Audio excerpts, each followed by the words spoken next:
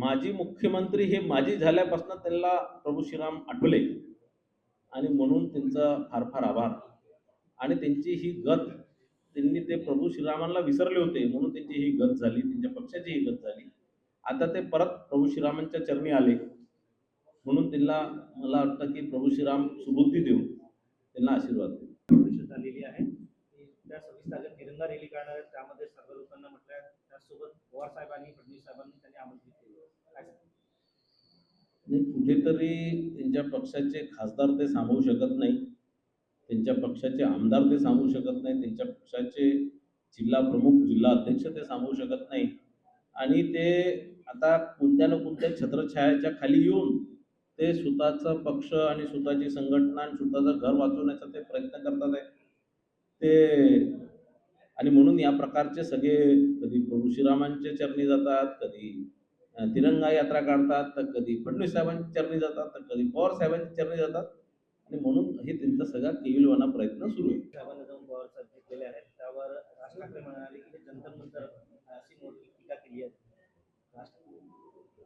राज ठाकरे जी हे कधीच कोणत्याही पदावर निवडून आले नाही. त्यांच्या पक्षाचंही कोणीही आतापर्यंत खासदार आमदार सोडा नगरसेवक निवडून आले नाही.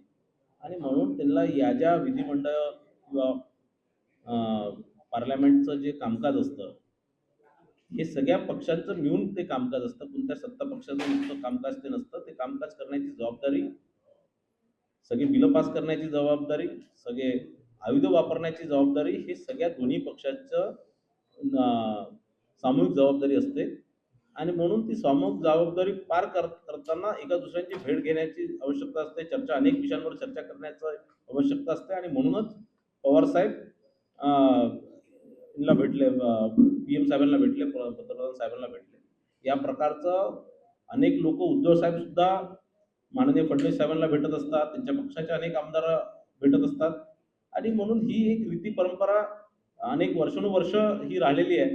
आणि काही सत्ता पक्ष आणि विरोधी पक्ष एका दुसऱ्यासोबत भेटले नाही पाहिजे असा काही कुठे नियम आहे काय, कायदा आहे काय? तर मला असं वाटतं राज ठाकरेजींचं कधीच कोणी निवडून आला नाही म्हणून त्यांना या सगळ्या विधिमंडळाचा कामकाज किंवा पार्लमेंटचा कामकाज मुद्दाहून कंटिन्यू रील दाखवून सामान्य लोकांचे आणि विशेष करून युवकांचे मन भ्रमित करण्याचं काम या माध्यमातून हे लोक करतात आहे. माझं आपल्या सगळ्या चॅनलच्या माध्यमातून आपल्या देशातील देशप्रेमी युवकांना विनंती आहे की या प्रकारच्या जो फेक नेरेटिव्ह आहे, जो प्रोपोगंडा आहे, त्याच्या बळी न पडता या सगळ्याच्याकडे आपण दुर्लक्ष केलं पाहिजे. हा देश राहणार तर आपण राहू, हा देश राहणार तर आपलं सगळ्या परीक्षावर आपलं नियंत्रण राहणार, हा देश राहणार तर आपलं शिक्षण पद्धती ही आपल्या देशा अनुरूप राहणार.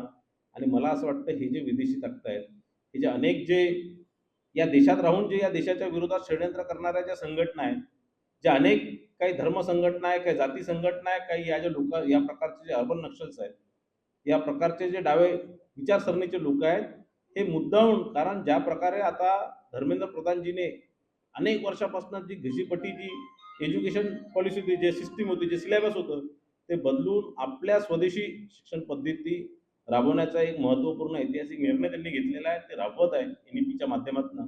आणि म्हणून त्याच्या विरोधात हे सगळं गदारोळ सुरू आहे. शेतकऱ्यांना वीज बिल माफी या संदर्भातली ही पत्रकार परिषद आहे. आणि कर्जमाफी आणि वीज बिल माफीमुळे मोठ्या प्रमाणात महाराष्ट्रातील बळीराजा या संकटातून, या कर्जाच्या संकटातून बाहेर आलेले आहेत. आणि शेतकऱ्यांचे हात मजबूत करण्याकरता हे दोन महत्त्वपूर्ण निर्णय महाराष्ट्राचे लोकप्रिय